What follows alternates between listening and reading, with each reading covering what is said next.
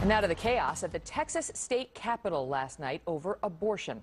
As Democrats and protesters went to extremes to try to head off tighter abortion rules in the Lone Star State. What a spectacle.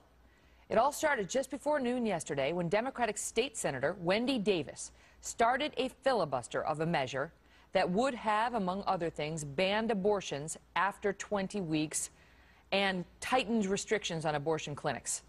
But more than 11 hours later, she did not sit down. Republicans said that she had violated the filibuster rules 3 times, which they claimed allowed them to move forward with a vote.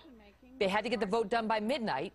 They claimed they got it done, and they were about to do it and shutting her down when loud protests and stalling tactics broke out among those who were there in support of this state senator doing the filibuster.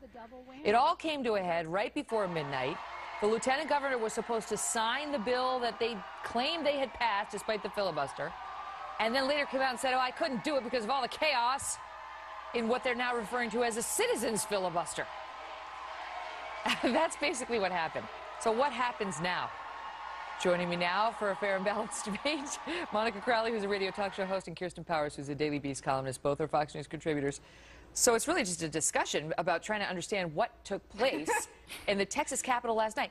They wanted to restrict abortions to just 20, I don't mean to say just, because, you know, a lot of people think 20 weeks is, that's halfway there. Yeah. But to 20 weeks, whereas right now, most of the states say 24 weeks or after. So it's a 4-week, you know, moving the date back 4 weeks. And to tighten restrictions on clinics.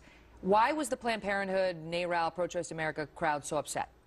Well, they oppose this in every state. This is basically what Texas is trying to do is exactly what happened in Pennsylvania after the Gosnell tragedy, in terms of not so much in the moving the date, but all of the stuff of making them into ambulatory service centers, saying that you have to have admitting privileges, because in the Gosnell case, they actually found, the independent investigation found that probably one of the women who died wouldn't have died had they had met some of these requirements. Better facilities. Yeah, and so Planned Parenthood, they oppose this across the country. This is an ongoing battle that goes on all over the country. But they claim, Monica, that it's something like 42 abortion clinics in the state of Texas right now, and that if they all have to be licensed as ambulatory surgery centers, it will reduce the number of abortion clinics to 5, and people are going to have to go to Mexico now if they want to get abortions. Now, this is the standard argument that they always use. The pro-abortion lobby, they always try to go right to hyperbole, that somehow women are going to have to flee to Tijuana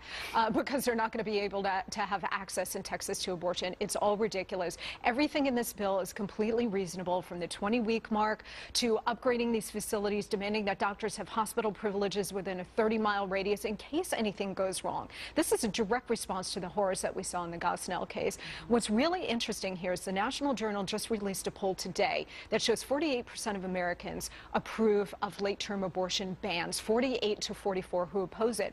But what's really interesting when you get into the numbers, Megyn and Kirsten, is that women, by 50%, want these late-term abortion bans. They approve of it more than men do, and young people, which is also really startling. They want these bans as well. But let me ask you whether this is likely to lead to more attempts at late-term abortions, because there's an article in the New York Times today that points out, saying the burden on the 5 clinics, if they are left with 5, to provide these health services is going to be extreme, and the women in the rural areas are going to be underserved. And so the suggestion is, if you have to drive hundreds of miles to get an abortion in the first trimester and you don't do it because you got to work and you got to take care of existing kids or whatever it is, and then time goes on, then you get past the 20-week mark and you need an abortion, that this is the argument that you get, you know, from the Planned Parenthood crowd, that it's going to lead to more late-term abortions, not fewer.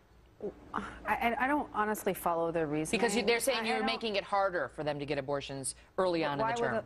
You mean by closing the clinics? Well, first of all, their claims are always exaggerated about how many clinics are going to close. So I don't think that many clinics are going to close. And I would also have to say, if the clinics have to close because they're not meeting health standards, then there's a problem. You know, I mean, they should be meeting basic health standards, and so I think that, you know, you want them to be safe. And I also, the other problem is the idea that you have to be a person who thinks it's okay to be aborting a 20-week-old healthy fetus. I mean, I'm just not one of those people. You have to remember these are healthy fetuses. There's an exception in this bill in Texas that if it's severely deformed or abnormalities, right, that you can abort it. So we're talking about healthy babies, and I'm sorry, I just can't get on that side of the line with them, and I don't think most Americans can. And I also think, Megyn, you know, to the point that you raised about their argument saying, well, you're making it more difficult. I mean, within a 20-week time frame, you ought to be able to make that decision. Yeah, I mean, if you're 5 months pregnant and your God and your doctor, by 20 weeks, you should be able to make that decision. You know, but the 20 weeks seems to be a real problem for those who are objecting. And I mean, they've come out and said this is going to be a real harm to women, and, you know, women have this right to choose. And even the president last night, the OFA, you know, the Twitter service that represents the president, set out something saying something like something interesting is happening in Texas tonight. Let me get it. I have it in front of me, I think. Yeah, something special is happening in Austin tonight, said a post on President Obama's official Twitter account. I mean, you know, basically coming out and saying it's special to try to shut down an attempt to make it unlawful to abort a 21-week-old fetus. He's really going out there. I personally think it's sick. I mean, I really do. There's nothing, like, this is not, most Americans do not think it's okay to abort a healthy fetus at 20 weeks. People have had a lot of time to think about getting an abortion up to that point.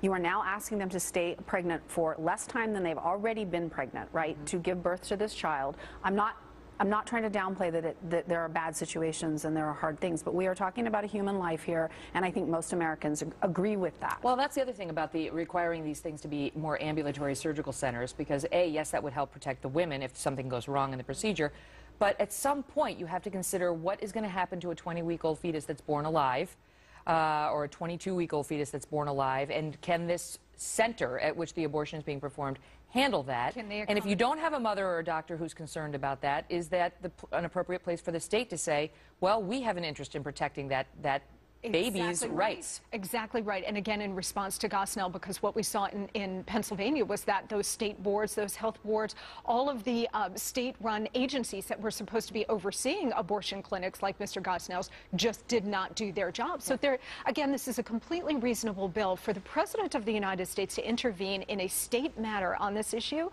I agree with Kirsten. This was so out of line for him to spend his time and use that adjective, special. But remember, President Obama, when he was a state senator in Illinois, voted not once, not twice, but 3 times to support this kind of infanticide. So, you know, it shows us where he's coming from, and it also shows he hasn't changed. Panel, great to see you. Great to have you live here on the set. Thank you. Great to be here.